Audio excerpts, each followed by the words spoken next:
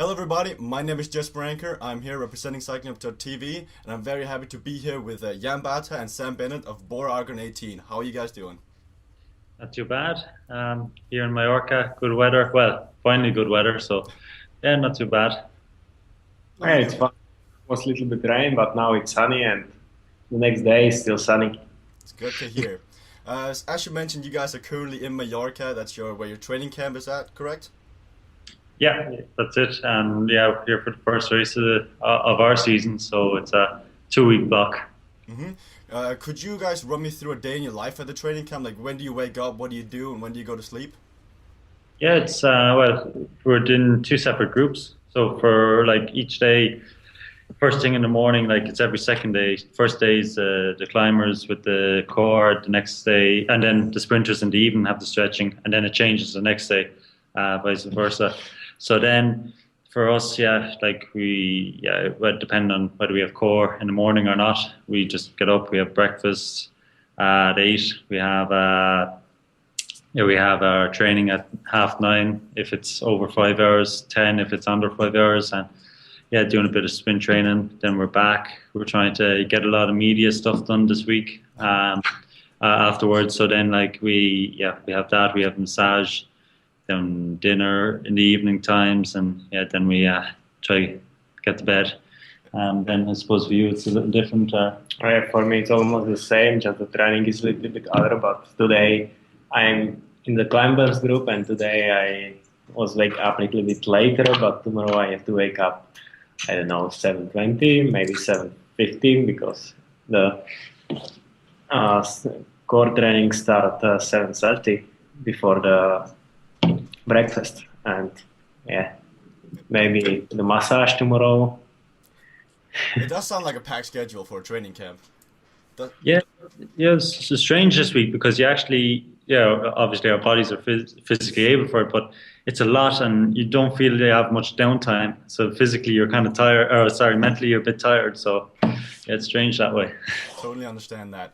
So let's move on to the next topic. You recently went from being Team NetApp in Jura in 2014 to becoming Bora Argon 18 in 2015. Do you feel a change from going from the one sponsor to another? Yeah, I think so. It's changing more towards like a full German team, full German setup. It's kind of changed its roots a bit more.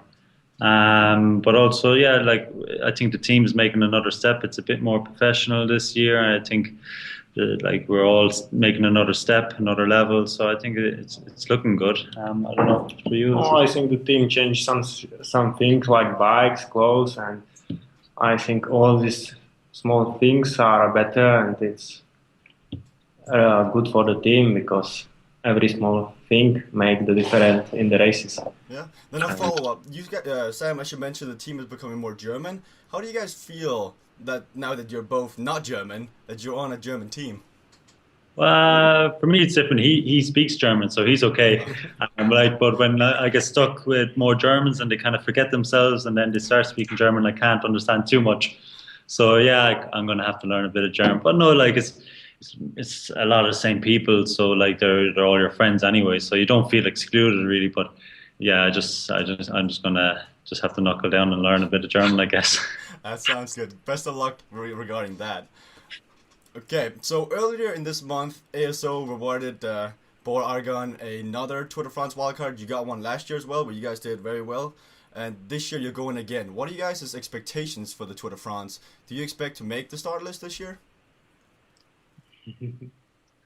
I think it's hard to say what we expected because I was last year on the tour, but it's not really sure that I go this year. But I hope I can go there and make some better results like the last year. And I think the place is still open, and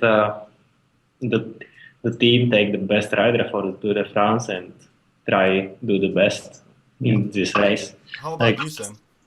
yeah, like you see, it's also depending on the team's goals. You know, like they want to support Dominic for the GC, and then yeah, with Jan they have like a really good time trialist. So like third on the second last stage. Yeah, this the year. time trial. That's a massive ride. That's it's really good. So for sure, I think his highs are his hopes are high. But yeah, for me, I have to see what their goals are, see what they want to get from the race, and like I'd absolutely love a start. I think it'd be very beneficial for me, and also just to gain a bit of experience and just to have a grand tour in the legs.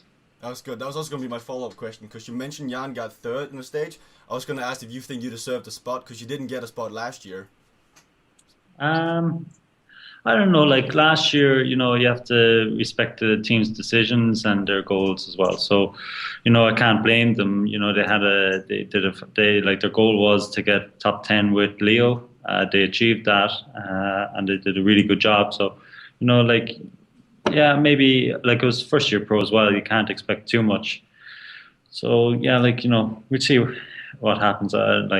Yeah, I'd love to start. Well, personally, I hope you go because I would like to see you sprint in the tour. I think you have what it takes. Thanks very So, much. with this wildcard, does that change your training schedule, like your intensity, which races you go to, where you go to train? I'm not so sure. Like this at this point in time, it's like you have a little bit less stress to perform. Well, obviously, like you have to perform, but you have a little less stress to perform because you have the spot, so you can target the race more with the training and that. But yeah, I think it's a little bit better because we know we have the card and you can think on the race and prepare your body for the race before. I understand that. That's good. Let's move on to you, Sam. I want to talk some sprinting with you. In a recent article, Sean Kelly, the Irish legend, said that you have the speed to match Mark Cavendish. How do you respond to this? I don't know. It's a very big ask. Like he's one of the fastest guys in the world, and yeah, for sure. I don't know. It's not easy. It doesn't mean it's going to happen, but maybe it could happen. But you also need a little bit of luck in those circumstances to be in the right place at the right time. But I'll definitely, I'd love to have a go at sprinting against him. But yeah, I think also I need a bit more strength. Maybe in a year or two when I have a few more seasons behind me, and hopefully I can improve my sprint a bit more and yeah, just get to the finish fresher. Maybe we'll see what happens. I also think that Jan's experience helps you because he's been in the peloton a bit more than you have. Yeah, for sure. Do you believe that Bora is going to try to lead you out this year, like we see Ethics Quickstep do and Giant do for Kittel? Are we going to see Bora Argon do lead-out trains in the upcoming races? Well, they have really big engines in that team, so maybe our tactic might be a little bit different. But we've been doing like really good lead-out training today, and just trying different riders in different positions to see what works best. And you go to races, you always have different riders at different places. You're not always going to have a set lead-out train 5 riders like at every race. So now today we tried everything. When we go to the race, we can say, oh yeah, so we tried this way with these guys. For this race, we're going to have it this way. So like we've planned it out. Well, I think we got a lot of good information from today, and it looks pretty good. Everybody seems to be at a slightly higher level this year, and like Shane Archibald has been signed, and I worked really well with Zach last year, and the 2 guys I really trust. So I think it's looking really good, and maybe we could, hopefully this year we cause a little bit of trouble for the bigger teams. Well, good luck on that. If you had to choose one lead-out man, like you decide lead-out man from your team, who would that be? The one you trust most? I really don't know. Like Zach and Shane, they both do a really good job, and they're both guys I really trust. Okay. So I don't know. I can't choose. I understand you. Well, yeah, let's move over to you. As mentioned before, you got 3rd in the time trial on the tour last year. Do you feel you can improve on that this year and probably like beat Tony Martin and what's his name, Dumoulin, who beat you last year as well? It's hard to say, but I think I have now a new bike, and the bike I think it's faster. It's a plus for me, but I think the time trial this year it's first day and it's really short like last year because this year it's like 15 or 16 Ks, and the year before was 50 or more like 50. It's a little bit other race if you have to go 50 Ks or 15. Mm-hmm. You said your bike was faster. Why do you believe this bike is faster than your previous one?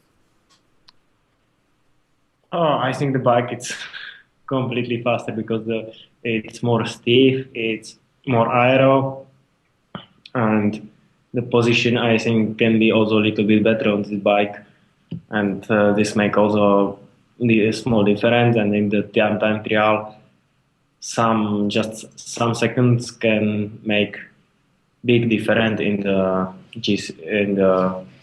results, because I think in short time trial like this make every second maybe 1-2 place. That's very true. What's your secret to time trial? Like, what makes you better than all the other guys in the peloton? Pushing the pedals faster. I don't know, maybe pushing the pedals harder and with more power. I think that's a good answer. Go full guy, all in, and So there's no technique in you would this, recommend to use for young guys out there wanting to be just like Jan Barta? yeah, maybe it's some technique, but I think it's more a lot of your main and mentality, and you have to go just a block and That all to the makes field. sense. That makes sense, Jan. To sum this up, I'd like to ask you guys, what races are you targeting for the 2015 season? Where can we expect to see you guys ride? I think we'll start with you, Sam. I don't know. Like I have a fully packed race schedule for the first 6 months, 42 race days, but it depends on sicknesses or like the health and the form, how I'm feeling throughout the season. But yeah, I want to gain more consistency this year. A sprinter has to be able to win all year round, not just in certain parts of the season. So yeah, I just want to continue to put myself in the right place in the sprints and trying to just get the best results I can and pull out as many as I can. I can't really say what races I'll be doing and targeting, but I just, I'd like to get as many wins as I can. Don't we all? How about you, Jan? Yeah, my program is now starting the Spanish races, and these races are more like prepare, and after I have to go to the classic races like Sanremo, Roubaix, Flanders, and these races will be important, I think, and I hope my form will be good for these races, and I still strong from the last year. Well, best of luck on that. Thank you guys both for being on here and interviewing with me. Very appreciative of that. Best of luck in this upcoming season, and I hope I'll talk to you guys again mid-season with some good results on your schedules. Thank you guys very much. Thanks very much.